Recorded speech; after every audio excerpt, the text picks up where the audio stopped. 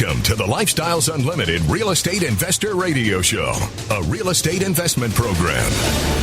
Listen and learn how to use real estate to build wealth and passive income streams for you and your family. We bring you experts every day to discuss and answer your questions on everything from single-family homes all the way up to 600-plus unit apartment complexes. And now, the Lifestyles Unlimited Real Estate Investor Radio Show.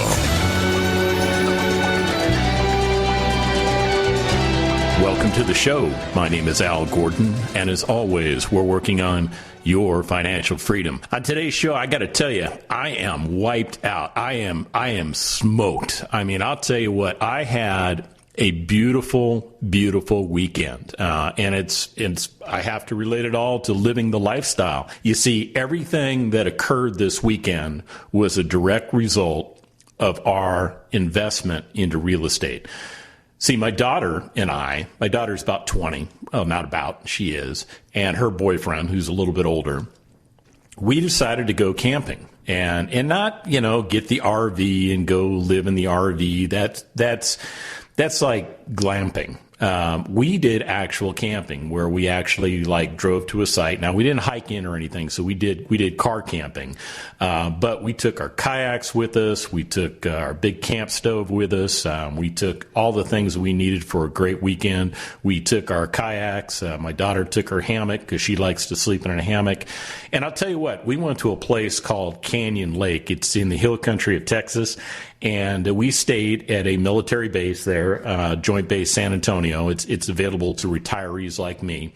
And what they've done is they really have set up the equivalent of a world-class destination for military personnel and retirees, and I believe some form of the civilian sector that supports the military. And man, was it nice. Not only was the weather nice, the water was nice. The water was glassy in the morning, and then the wind would slightly pick up a little bit towards mid-morning, and then we just had this nice, cool, comfortable breeze that would cascade across us for the balance of the day, and it was one of those nice, comfortable breezes. I'm talking about, in the 5 to 10 mile per hour range. I'm not talking about, that stuff that blows your canopy down the beach, although we did have a couple canopies that went down the beach. We saw that happen, but that wasn't our canopy. We weren't affected. And the people that were affected, hey, we just invited them to come hang out in our canopy. We got shade. Enjoy it. But I'll tell you what, it really boiled down to this. It really boiled down to a sense of living the lifestyle. You see, we took off Friday after I was done with my radio show, and we drove. We had packed everything up the day before, so we were ready to go. We drive out to the lake. It's a beautiful drive out there. We get to the lake, and everything is nice. And because they're doing the COVID-19 reopening thing, all of the campsites were not available for use. They only opened up like 25% of the park. And I'll tell you what, we had literally nobody on top of us. And it was nice. It was so nice. I mean, I'll tell you what, I came home last night and I was physically exhausted. I mean, we had paddled all over that lake in our kayaks. We used the kayaks as just resting pods for jumping in the water and something to come back to and hold on to. We used our life jackets as personal flotation devices just to sit and float in the water and just enjoy the coolness of the water against the nice, warm Texas sun.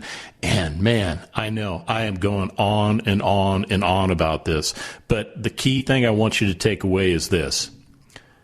Real estate created the ability for me to live the lifestyle. Now, could I have gone and just, lived the lifestyle, when I was working for the city of San Antonio?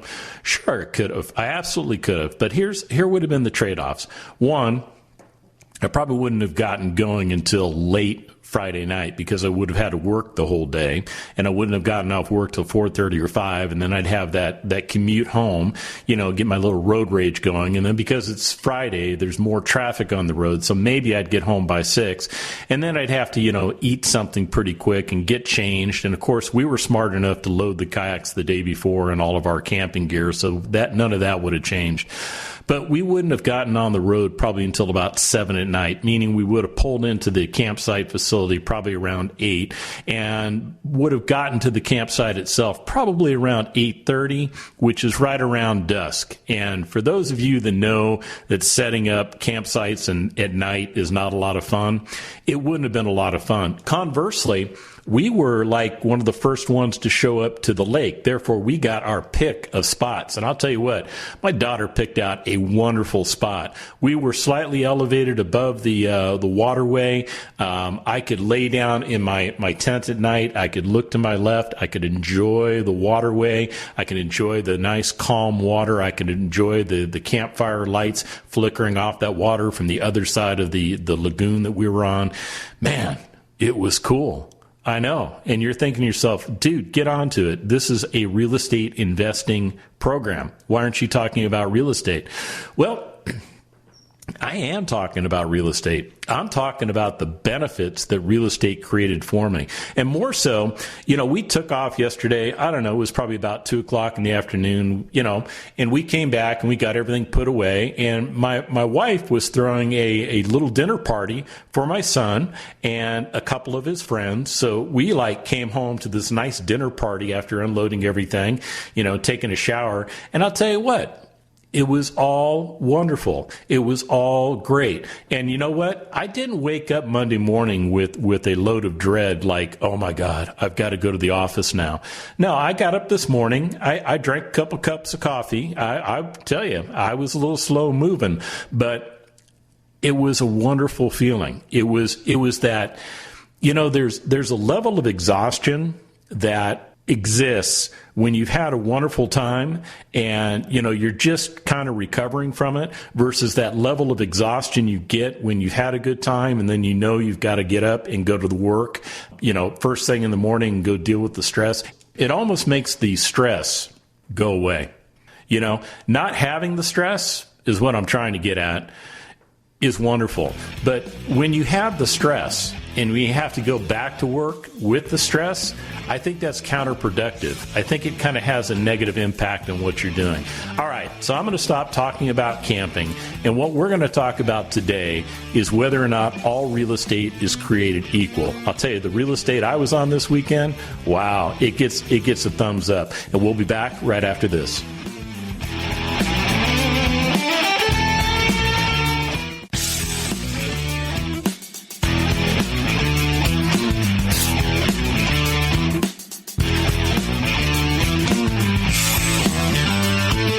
Welcome back to the Lifestyles Unlimited Real Estate Investor Radio Show.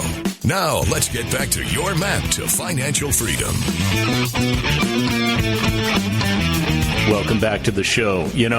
During the break, I was just reminiscing about my time this weekend, and I know you don't want to hear any more about that. I get that. But my concept is this.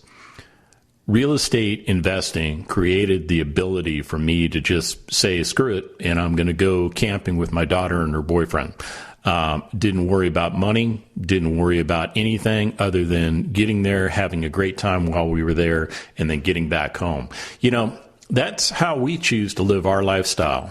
We choose to go out and do things that we would normally not always do. As a matter of fact, while we were out there at the lake, we found out we could rent some boats. So we were making a plan to go back maybe this coming weekend or the weekend after and, spend a day renting a boat and taking the water from a different perspective. And I guess that leads me up to my topic today. You see, what I want to talk about is the fact that all real estate is not created equal. It's not. There are different types of real estate out there. I mean, I was on real estate over the weekend that is government owned, government controlled. Can I do anything with that real estate? No, not really, because the government's not giving me an opportunity to do anything with it. They're not operating ground leases for people like me. They're not selling parcels off or anything like that. So at the end of the day, that's a type of real estate that I don't have control over, nor do I really want control over it. I'm just glad that the government is providing that real estate for me in the form of a beautiful lake that is both private and public and really a neat thing. But here's some of the things that I wanted to cover with you. There's some articles that came out over the last week that really, in my mind, helps to make my point that not all real estate is created equal. Let's just get into the first one, and I think you'll get the premise of my argument here. This is an article from CNBC titled "The Biggest U.S. Mall Owner, Simon Properties, Sues Gap Over Skipped Rent Payments." It says the biggest mall owner in the country, Simon Property Group, is suing one of the biggest tenants, Gap, saying it failed to pay more than 65.9% million in rent and other charges due during the coronavirus pandemic. The battle in Delaware State Court highlights the mounting tension between retail landlords and their tenants, many of which have stopped paying rent after the crisis forced them to shut stores. That's an amazing thing. You see, that's going on in the retail sector of real estate. There is that sector out there where, you can invest into real estate that may or may not have the underlying land as a part of it, but definitely has improvements made upon that property, in which case you're turning around and you are leasing that property out to a commercial tenant, not somebody that wants to live there, but somebody that wants to operate some type of business there. And when things like the coronavirus hit, and we start shutting things down, and there's no income streams coming in to help support an organization like Gap to pay their rent, well, then they don't pay rent, and they wind up getting sued by the biggest mall owner, basically what are these guys? Yeah, they're the biggest mall owner in the country. And, it's not driving Simon Property Group's bottom line, because they have space out there that is leased, but it's leased to tenants that aren't in an ability to pay or don't want to pay. I'm not sure what their underlying thing is. Now, conversely, let me kind of compare that to rental income producing real estate. And there's really two types of it. There's the single family market, which includes duplexes, triplexes, and fourplexes. And then there's the commercial aspect of it. Those properties that are 5 units and above, everything up to 600, 800 unit apartment communities. I think we actually have a Lifestyles Unlimited member that owns an apartment community that's in the several thousands. So, it starts at 5. It can go to whatever you can handle. Now, we didn't experience that type of relationship with our tenants in the residential income producing side. You see, people need a place to live. So they're going to pay for their rent because they need a place to live. Now, did we have people in the residential side that fell upon hard times? Yes, we did. I'm not trying to make light of it, and I'll tell you what, people that fall on hard times fall on hard times. It's just the way it is. But I will tell you that our rent collections have been much more favorable than the rent collections in the retail sector. It's one of the reasons that I say not all real estate is created equal, because coronavirus showed us that people don't necessarily need a place to work or to shop or to dine or to stay at. But, what we did learn is that they needed a place to live. And, that place to live was basically their refuge. That's where they went to avoid all the bad things about coronavirus. It was home sweet home, and people paid, and they paid on time for the most part. There were some people that didn't pay on time, and there were some people that needed some additional assistance. And I'll tell you what, Lifestyles Unlimited members stepped up to the plate and did those sorts of things. They actually helped organize support places, or support entities, I guess I should call them, where monies could be deposited for people to use that were on hard times so that they could pay their rent. Yeah, that kind of stuff went on. It's actually pretty cool stuff. Let me get to another article here, and this is from the Washington Post, and it's titled "The Next Big Problem for the Economy.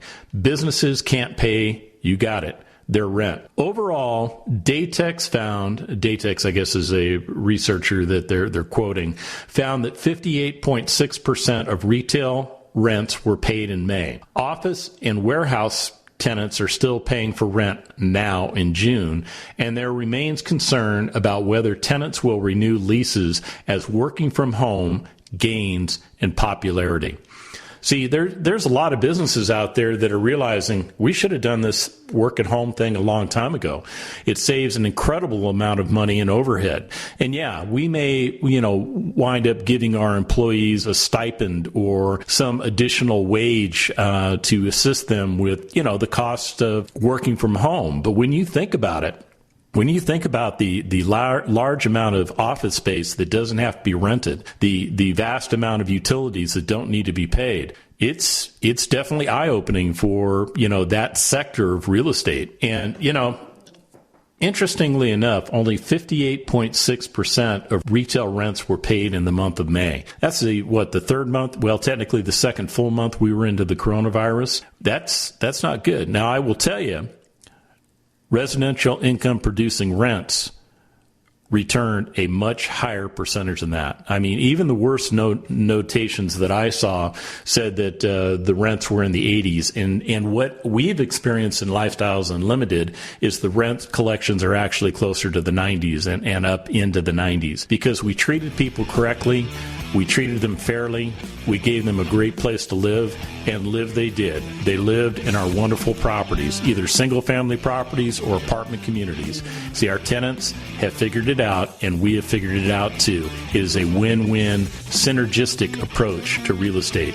And I'll tell you what, it beats all the other sectors. We'll be back after this.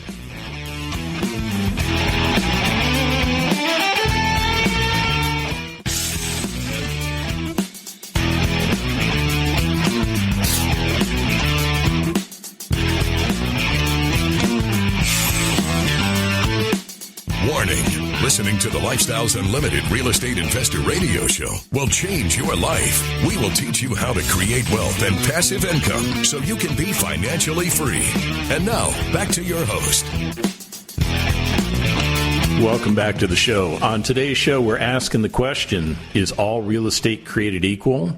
And my answer to that is no. Absolutely not. Not all real estate is created equal. As a matter of fact, there are many different kinds of real estate that you can get involved with. You can get involved with single-family residential income-producing real estate. You can get involved with multifamily residential income-producing real estate. You can get involved with retail strip centers. You can get involved with industrial centers. You can get involved with warehousing. You can get involved with senior housing. You can get involved with shopping centers. You can get involved with student housing. You can get involved with, oh my goodness, I'm going to stop right there because it's exhausting me to tell you all the different places that you can invest your money. And I'll tell you what, it can be a daunting decision to figure out how you're going to go about investing. Now, let me just share with you another article that I read. This came from the Wall Street Journal, and it's entitled, "Everything is Gone. Looting strikes a second blow to reeling businesses in minority neighborhoods." It says small businesses, especially minority-owned ones, typically have little savings and very often don't have multiple locations to help blunt the ravages of pandemic and the looting. 46% of black-owned businesses were profitable at the end of 2017 compared with 55% of white-owned firms, according to a report released in 2019 by the Regional Federal Reserve Bank. You know what that means? It doesn't matter what color you are. It means that there is about a 35 to 55% chance, actually 45 to 55% chance that if you are invested in retail real estate, that your tenant doesn't have profits. In other words, they don't have the savings, they don't have the profits, even without the pandemic, even without the looting going on, to make it to the end of the month. They have to sell their goods or services to get to the end of the month so that they can actually make a rent payment to you. And you have to sit back and wonder if they're struggling that much, at which point does the rent payment become a casualty in this whole thing? Now, you have to think about that because it's that rent payment that drives everything that we do in real estate. It's that rent payment that comes in that allows us to pay the mortgage on the property. That's the principal and the interest. That's if you have a mortgage on the property. We have mortgages on the property because when you correctly leverage the property, you get the best returns on your money. So that's why we do it. You know, another thing that rent payment covers, it covers the taxes. It covers the insurance on that property. In some cases, it covers the maintenance on that property, depending on how you're structured, whether you're in a triple net lease or you're just going to go ahead and take care of those maintenance expenses yourself. And then, of course, there's other expenses that could come up. Little repair things here, fees or licensing there, which have an ability to impact that rent. So you have to ask yourself, if you're a retail guy or gal and you own a property in an area which is being affected by coronavirus or affected by, anarchists or affected by looters or affected by, just in my opinion, lawless people that the government won't do anything about, you're at risk. You're at huge risk. And I'll tell you what, people don't necessarily need to have that place to work. They can actually implode. They can actually shut down and just say, that's it, I'm done. I can't take it anymore. I'm filing bankruptcy. And where does that leave you? Potentially it leaves you with a looted retail site that hopefully you had the right insurance on. Because if you didn't have the right insurance on it, you're in trouble. Well, let me get back to some of these other articles because I think they're interesting and they support the argument that I'm making today. This is from Commercial Observer, and the headline is this: Reading the Tea Leaves on Forbearance. Now, forbearance is basically a system that allows a note holder to have a grace period, if you will. But there's not all forbearance is created the same way. And, a lot of them have quick recovery clauses, meaning, okay, we might let you slide for 3 months and not pay the rent. But in that fourth month, we kind of expect you to pick everything back up, to include those 3 months rent that you didn't pay. Maybe we'll stack those on as percentages over the next 6 or 8 or 10 or 12 months, or maybe we'll just have you pay them all in one lump sum. Forbearance can be a tricky little thing. And the article goes on to say this. It says, it is likely too early to tell the recovery from the coronavirus crisis will play out, and there's no single solution to the challenges borrowers and lenders are facing. Large tenant bankruptcies have begun, and there is a growing chorus around the fact that certain shuttered businesses may never reopen. The speed of change is unlikely anything we've ever seen, and there are too many variables to make decisions in bulk. Well, that kind of ties in with the comments I made about the last article. If you have a tenant and they declare bankruptcy, where do you sit in that bankruptcy line? I don't know. You should know. I mean, you invested in that type of real estate. I don't invest in that kind of real estate. In my opinion, I think it's too risky. I think that, retail is a great thing. I mean, I use retail stores and things like that. But during the pandemic, what was I doing? I was shopping online, or I was using my local grocery store. I wasn't going anywhere else. I wasn't buying anything from anywhere else. And that was creating the situation where a lot of these vendors, a lot of these owners of businesses are in a situation where they have to declare that bankruptcy because there's no income coming in. There's nothing there to support the operation of that business. And because that operation of that business is severely affected, they're not able to make those rent payments either. So where do you stand if you are invested in retail? I'll tell you what, it's a difficult time. Here's one from eater.com. And this one, I think, is a long time coming. New York City finally unveils a more ambitious outdoor dining plan. It says restaurants will soon be able to use sidewalks and parking spaces for outdoor dining, a development that cash-strapped restaurants have been lobbying for as the COVID-19 crisis keeps their dining rooms shuttered. Unlike past sidewalk cafe permitting, restaurants will not need to receive approval from local community boards for these new outdoor dining spaces, a move aiming to offer outdoor dining as soon as possible. I've got my thoughts about all this outdoor dining, and I'll tell you what, I'm just wondering how many restaurants have survived this thing.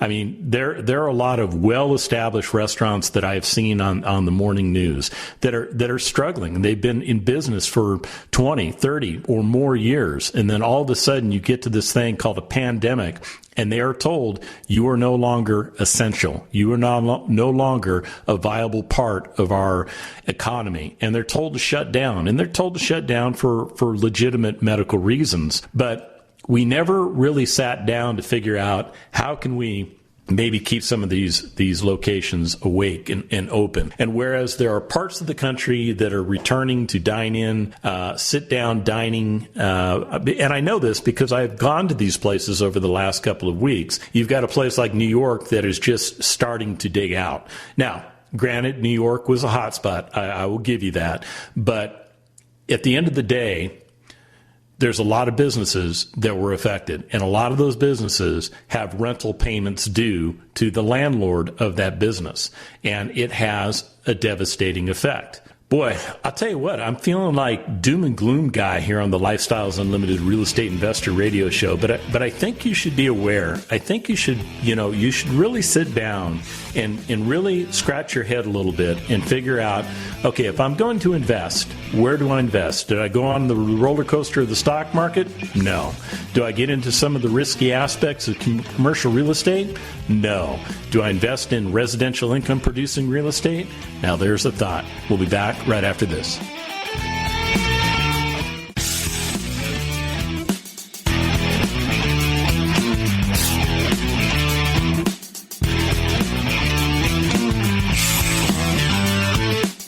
Welcome back to the Lifestyles Unlimited Real Estate Investor Radio Show. It's time to turn up the volume and fine-tune your passive income plan so you can create the lifestyle you've always wanted. Wow, you know what? He is spot on. You know, everything that I have done since I've become a member of Lifestyles Unlimited has been focused on getting me retired. And once I achieve that, everything has been focused on living the lifestyle. I just spent a fantastic weekend camping with my daughter and her boyfriend. And, you know, it was relaxing. It was enjoyable. I wasn't worried about money. I wasn't worried about, you know, the hustle and bustle of the job, so to speak. I got to live the lifestyle. And you know what? I get to do that every weekend. It's pretty amazing. I get to do it every evening. It's pretty amazing. See, living the lifestyle has become a part of my lifestyle, and I love it. But what we're talking about today is whether or not all real estate is created equal. And I'm here to tell you it's not. You know, commercial real estate is a mixture of varying classes. And at Lifestyles Unlimited, we choose the residential class because at the end of the day, everyone needs a place to live. And when you are screening for the correct residence and you find the correct residence, you will find that your investments operate extremely well with very, very little problems, if any at all. But let's take a look at some of these articles I've been reading to you today about some of the other sectors out there, the other classes out there of commercial real estate, and the fact that they're not necessarily doing as well as the residential income producing real estate is doing. This is from Wall Street Journal. The title of the article is Hotel Owners Seeking Mortgage Relief. Not if Wall Street owns your loan. Wow, that's scary. It says just 20% of hotel owners whose loans have been packaged and sold to investors have been able to adjust payments in some form during the pandemic versus, get this, 91% of hotel owners who borrowed from banks, according to a survey by the American Hotel and Lodging Association. Some hotel owners are worried they will lose their properties to foreclosure despite unprecedented stimulus by the federal government to help hard-hit industries weather the pandemic. Yeah, the hotel sector, that's part of commercial real estate. It is. And I'll tell you what, it got beaten down because people weren't traveling. People weren't going anywhere. Did you need temporary lodging? Probably not. Now, there are some industries out there that continued to operate and maybe needed some temporary lodging. But for the most part, these hotels have been shuttered. I mean, there's been nobody in them. We have a friend that came out from the East Coast to do some house hunting, and she's staying in a hotel right now for the duration of her house hunting. She says the place is empty. It's like renting a room but getting the hotel for the price. That was the way she looked at it. Now, here's another article I think is very, very telling. This comes from theasset.com, and it's entitled HSBC Private Banking raises record $1.3 billion in alternative investments. Wow.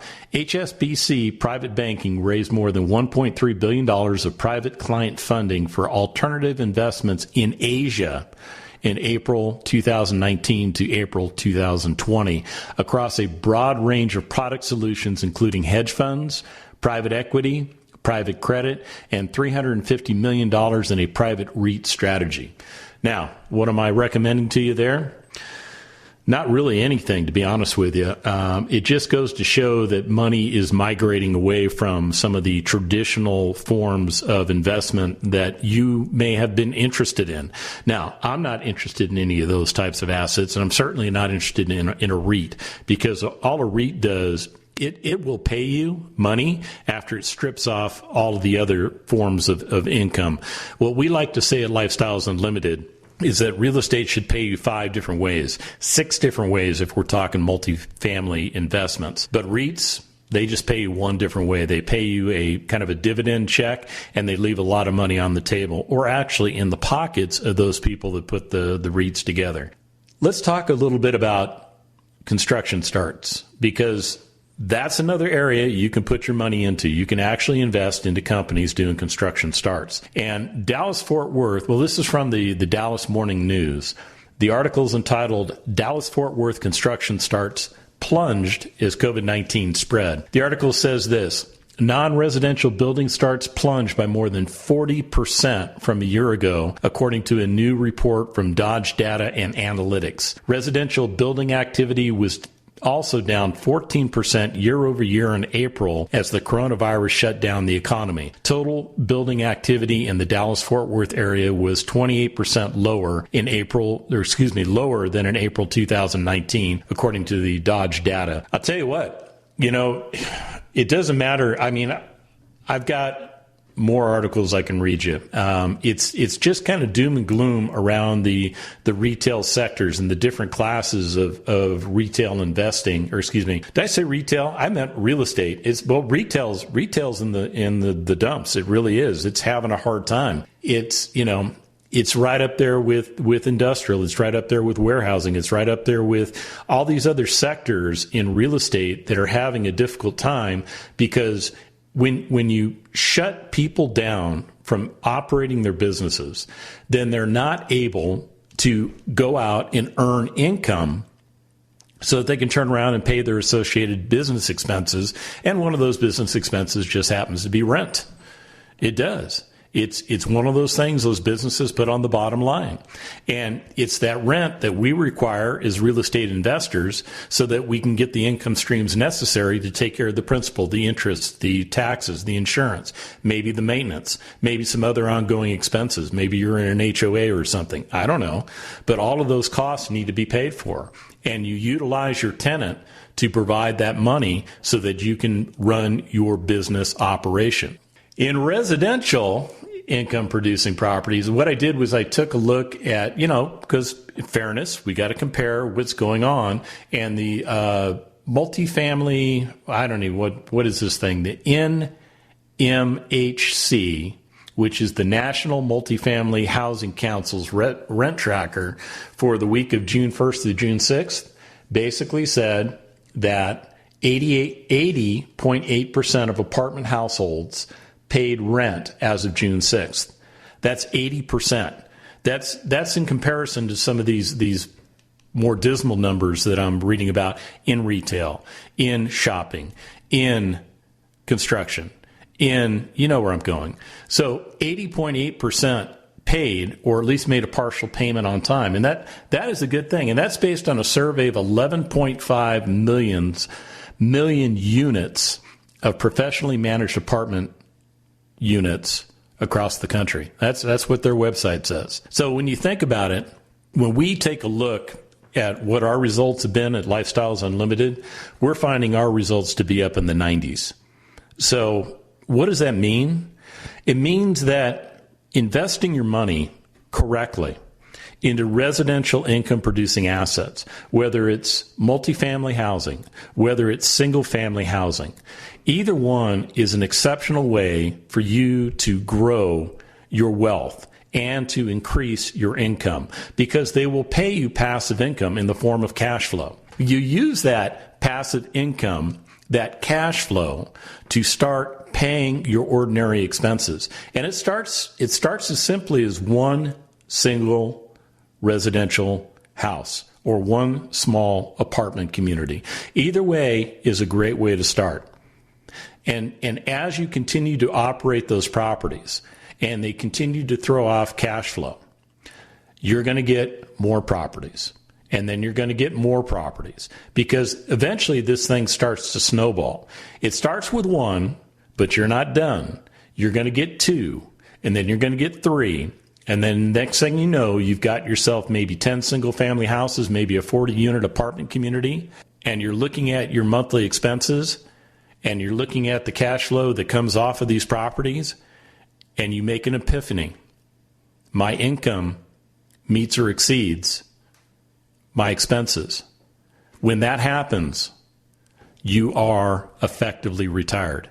You do not have to go back to work unless you choose to do so. See, your residential income producing assets have created a benefit in the form of you being able to retire.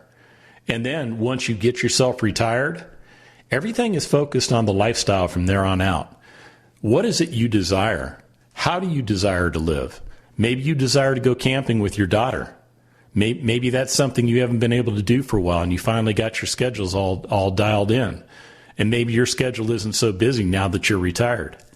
You have the ability to go do what you want, when you want, with whom you want, and have a great time doing it. And it's all thanks to successfully and correctly investing in real estate. So my point is this. Not all real estate is created equal. It is not. Make sure you understand what you're getting involved with. Make sure you get a proper education like we offer at Lifestyles Unlimited, and your journey will be a wonderful journey. And remember, it's not the money, it's the lifestyle. The Lifestyles Unlimited Real Estate Investor Radio Show is for entertainment purposes only. Please consult a professional regarding your personal investment needs. Nothing presented on the Lifestyles Unlimited Real Estate Investor Radio Show constitutes an endorsement, recommendation, offer, or solicitation to buy or sell any product or security.